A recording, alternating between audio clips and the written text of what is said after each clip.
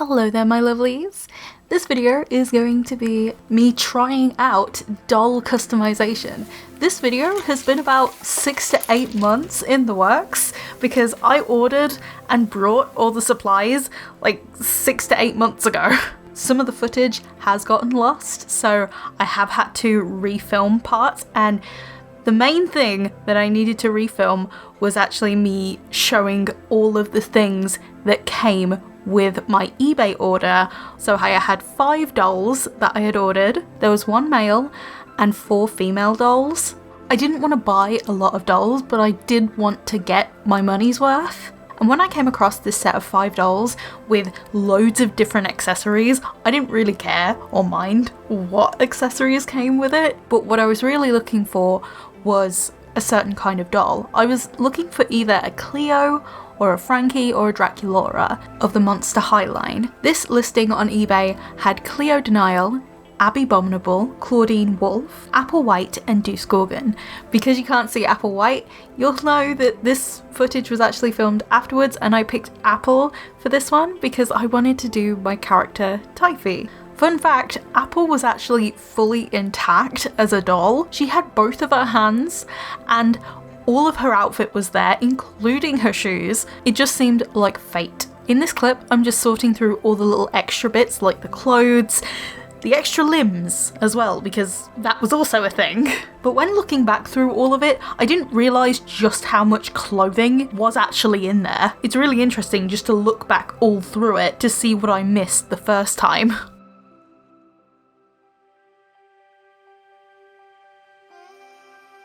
This project just ended up taking so long due to the fact that I got too big for my boots in the ambitious department and decided, you know what, I'm gonna do rerouting, because I did try the yarn wefts and it didn't really work out for me, or at least I probably didn't do it properly. And there might be people in the comments saying that I did the yarn wefts wrong. I'm sorry. Another factor behind this was the fact that I could not find any brown wool anywhere. I ended up using my mum's old embroidery wool. That's how desperate it got. So this is the box of materials that I ended up using for my doll repaint.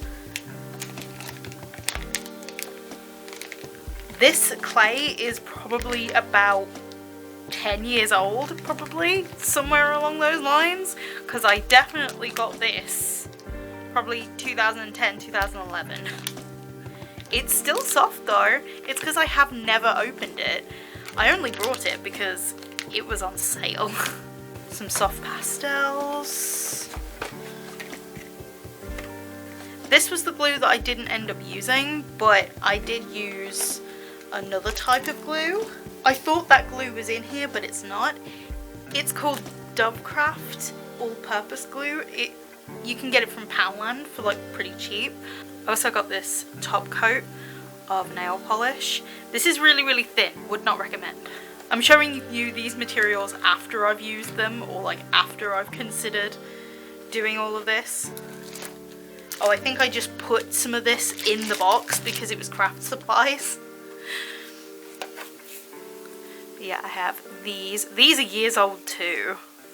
What can I say? I'm an art supply and craft supply hoarder. The blue thread. So like ribbon, thread. This is like a little bag of some sort. I don't know, I just like miniature things.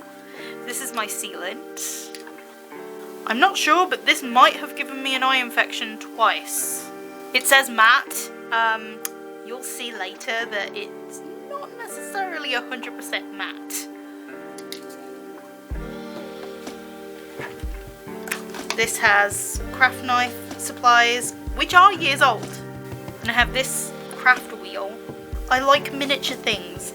Like these bottles of glitter, these mini bottles of glitter, I've kept for years because I just find them so cute. I can't throw them away. There's colourful shoelaces, ribbon bows, little wooden die cut stuff.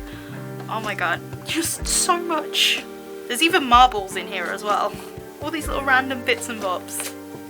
I've recently had a sort out, so that's why this clip is coming afterwards, because it's just a more organised way of showing you guys what my craft supplies were. This is the nail polish remover that I used. It does have acetone in it, I checked. And these are the lashes that I ended up using. I think I only ended up using one lash out of all of them. This is a box of sewing supplies that I ended up using for the sewing portion. I have the seam ripper in here, this thread cutter was amazing. I love this. Made my life so much easier, this did. There's some pins in here as well as needles. And I did have acrylic paint, but I ended up using gouache instead with the sealant over it. So now we are starting with the repaint. First of all, I had to clean up the doll because it was a mess. The hair was kind of gunky. It doesn't look gunky from this angle, but oh my god, inside the head, it was a mess. Even trying to get the hair out was a pain. At the moment, I'm just trying to cut the hair as short as I possibly can and cleaning off the face just before I pop the head off. One thing that these doll artists on YouTube don't tell you is how long the cleanup will take, because the cleanup of the initial doll it takes so long. I really do have a newfound respect for people like Hexgen, Delightful, Atelian, and all the other doll artists here on YouTube. Even the ones not doing YouTube. Now, I was actually going to film me popping the head off the doll, but at the same time, it was so stuck on there, and it was so hard to get off. Even with hot water and my heat gun, which you can see on the side. In the end, I just got so fed up with trying to capture this on film, but at the same time, just trying to get the head off this doll. There's a sentence I never thought I'd say. I ended up turning the camera off because it was just taking so long and it was just so difficult to get it off. Not only that, when I tried to pull out the plugs with my tweezers, it just was not working, so I ended up making an incision in the head. It was a whole process.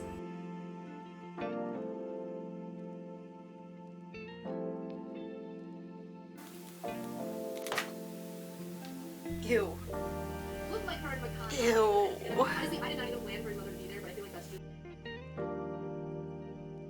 Then we get on to the rerouting process. I brought this kit from the Doll Planet on Etsy, and I just followed the instructions and just tried my best. I also was kind of going with my gut of how to do it, because yes, I like reading instruction manuals, but there's only so much that it can do. I took about 2 full days of just rerouting it. It was actually quite fun. It kind of is like sewing or knitting, I would say. Definitely therapeutic, but very messy and very easy to get the hairs tangled up. I have a lot of hair of my own, so I was no stranger to just hair molting everywhere. Maybe this is just me, but I likened the experience of cleanup very much like the aftermath of a haircut, when the hairdresser has not covered you correctly and you've just got hair all over your body. You're just finding hair in random places. That was the experience of cleanup for me. I actually shocked myself. I'm very heavy-handed, so I was expecting to break about a dozen needles in this process. I actually got halfway through the head until I broke my first needle, so I was proud of myself for that one. The fact that it turned out pretty well, and the fact that I hadn't even done it before, was surprising me. Now, I didn't really necessarily have a plan for the hair. I wish I would have painted the head, but at the same time, this was my first time doing it. So I just replaced the hair in the holes that already existed. I know I did pierce a couple of holes where it was really sparse, But apart from that, I pretty much went with the holes that were already there. I definitely think in some places I plugged the hair a little bit too thick and then realised I don't have that much hair. I think I have about, I don't know how much the hanks weigh, but due to the pandemic, the hair from the doll planet actually took so long to get to me. So I knew I needed to conserve at least a little bit until the end, because I knew I was going to need a lot of hair to fill in the top of the head. Now we're on to my favourite part of this video, the face up. Now I am really sad because part of the footage that I did for the face up got lost or deleted somehow. I don't know. Over the last 6 to 8 months, I knew something like this would happen, and it was the beginning portion. So I did spray the doll. I think I sprayed it about 3 or 4 times before I even started drawing on it. And while I was at it, I just decided to blush the body. This was the portion of the footage that I lost, which I'm so sad because it's always so satisfying to see that portion of doll artists' videos. I chose my character Teifi because I thought that she was really simple in design, as well as having some elements where it could be ambitious, and she also had a ton of freckles. I wanted her body to be blushed as well, so it was just a whole process. Also, she's just one of my favourite characters, at least at the moment. It was either her or Lucille that I was going to do, and since I wanted to challenge myself with the longer hair, it had to be Teifi. But for the process of the face up, I actually began on livestream using my Faber-Castell Abbott Durer watercolour pencils, and I built up this really nice base, and I just found it got muddy very quickly. But then again, I think that's my heavy-handedness coming out. And I was going to use acrylic paint, but I thought, I have my gouache palette on my desk. Why not use my gouache? And also, if I make a mess on this layer, I can literally just clean it off with water and not have to worry. This was around the time when I was obsessively painting with gouache just all the time. One thing I will say about the face up is it's really pretty. Just looking straight on at the face, just don't look at it from under the chin because there are just smudge marks everywhere. I don't know what went wrong there. Maybe my finger had some like residue on it. I don't know, but it just went wrong like that. Basically, underneath the neck just looks like a complete mess. It's one of those, look at it from far away. And here is where my Aries too much gene kicked in and was like, hey, why don't you put lashes on it? Because this is where I want to burn the footage, because I do not like the lashes on her. Yes, the end result looks pretty, don't get me wrong, but it was such a pain to put these lashes on. You can see me struggle in this footage. Even with the footage sped up, I struggled a lot. I tried with nail polish that I actually glossed the eyes with. That worked, I think, the best out of all of them. But I also tried hot glue. I tried the eyelash glue that actually came with the lashes. I tried so many different things just to try and get these to work. And even now, they are fragile on the face.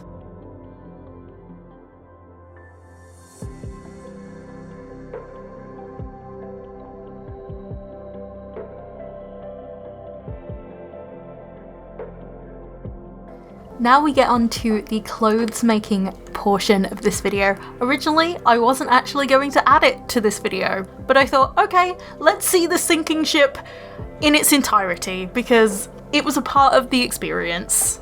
I'll admit, I did GCSE textiles in high school. Even that didn't prepare me for this because I didn't even have a sewing machine, and I can barely draw a straight line, let alone sew one.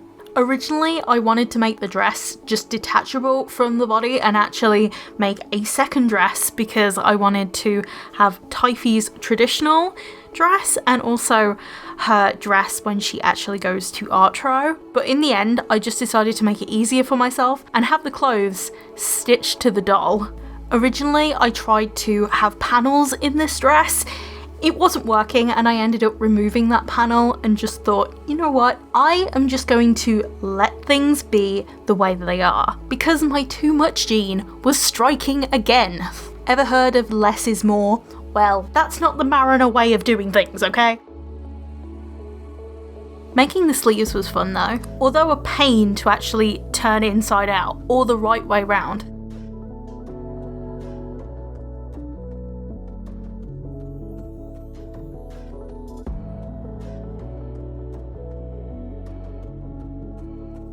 But there was a lot of trial and error of putting it on the doll and then taking it off the doll.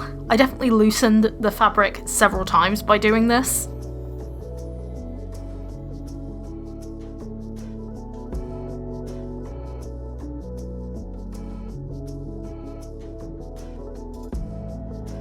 And here is the finished doll of my character, Teifi. For my first attempt at doll customizing, I think I did a pretty decent job. I'm not going to say that I did the best, but for a project in the background, doing it on and off from time to time, I think I did okay. And the flower crown is actually made out of a little bit of wire and some fabric flowers that were glued to mini clothespins. You know, those decorative kind of clothespins. So I just took them off the clothespin and put them on this wire to make her flower crown.